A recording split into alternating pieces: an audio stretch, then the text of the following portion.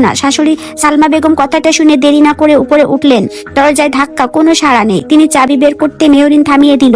শান্ত গলায় বলল, যদি তারা ভিতরে থাকতো এতক্ষণে দরজা খুলতো। আমি তো শুনলাম আমাদের এলাকার অপহরণকারী চক্র ঘুরছে, আমাদের মনে হচ্ছে ওদের কিডন্যাপ করা হয়েছে। সবাই আতঙ্কে বাইরে লোক খুঁজতে দৌড়ে গেল। আর মেহরিন, সে আবার দরজায় 502 আঠা লাগিয়ে পুরোপুরি সিল করে দিল।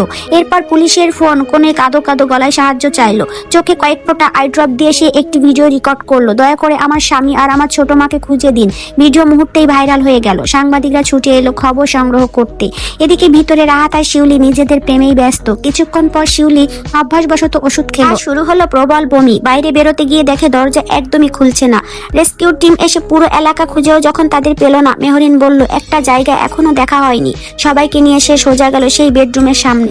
ভিতরে শব্দ শুনে রাহাত আর শিউলি আতঙ্কে জমে গেল।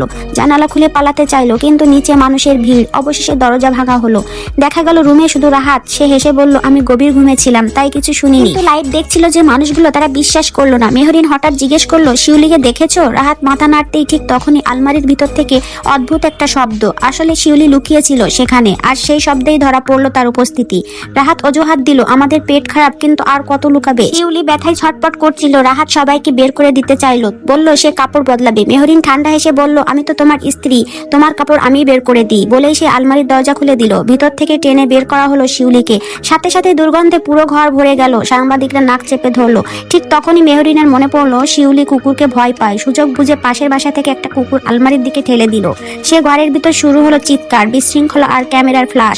মেহরিন দূরে দাঁড়িয়ে শুধু একবার ভাবলো, এইবার আর আমি হারবো না, সত্যিটা আজ সবাই জানবে। এমন আরো সুন্দর সুন্দর গল্প পেতে আমাদের চ্যানেলটি সাবস্ক্রাইব করে পেজটি ফলো দিয়ে সাথেই থাকবেন।